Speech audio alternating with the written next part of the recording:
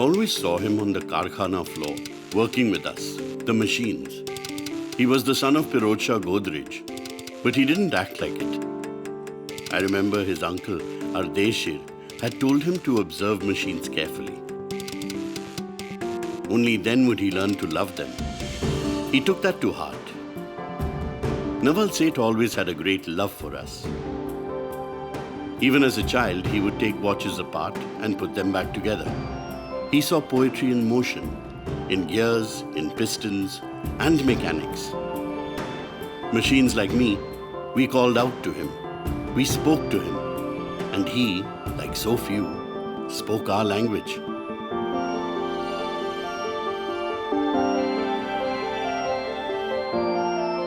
But even more than us, he loved people, his workers especially.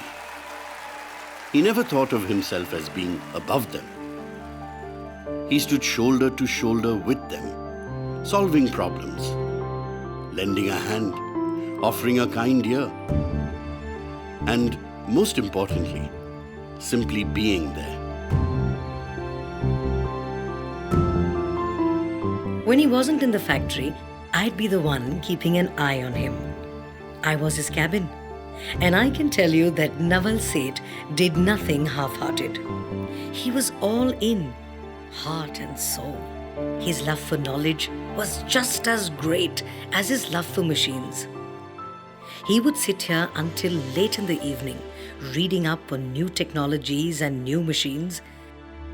Even though he did not have any formal education, he could hold his own in the presence of highly qualified engineers and designers. He was also a remarkable sailor. But that is to be expected. He was always a master of navigating rough seas and charting the perfect course, a natural. But his greatest passion was, of course, his family. With them, he was no longer Naval Seth. With his children, he would play and have fun as if he was a child himself. As a father, he doted upon his children and was even very popular with their friends. As his children grew up, he related with them as a friend, a companion who'd always be there for them. Naval Seth spent a great many hours with me, his beloved Karkhana. He had what you might call a can-do attitude.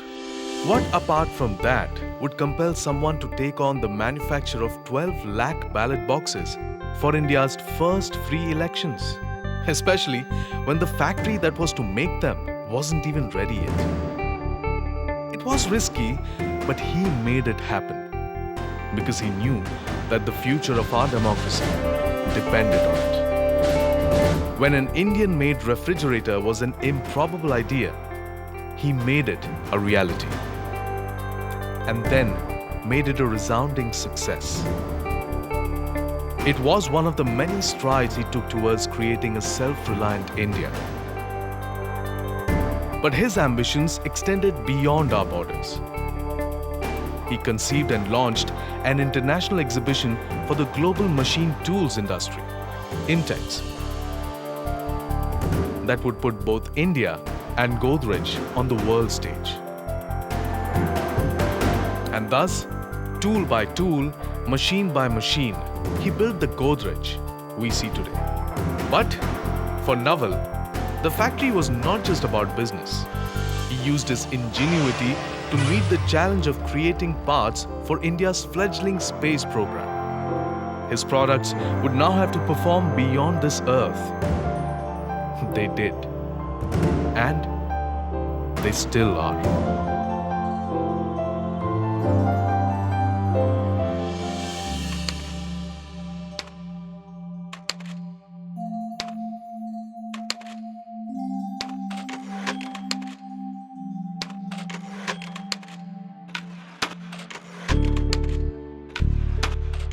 When does someone say, it's good enough? Naval Seth never did. It had to be perfect. That's what set him apart. He always believed machines had a life of their own, and a machine that wasn't perfect was a machine that wasn't living up to its potential. The first version of me he built wasn't bad. I just wasn't perfect. It took several versions before he had silenced his greatest critic, himself. Imagine my pride when he named me after his father and uncle. He had created something world-class simply because of his tenacity. He'd taken on global players and beaten them. That was Naval Seth. Never satisfied until a product was worthy of the Godrej name. Until it was worthy of being one of his creations.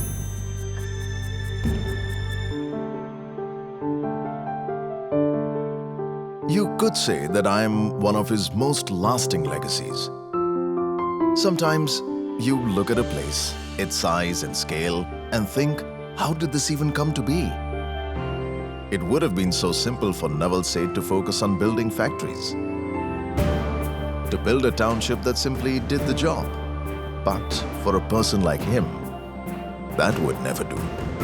He wanted me to become a beacon for what was possible.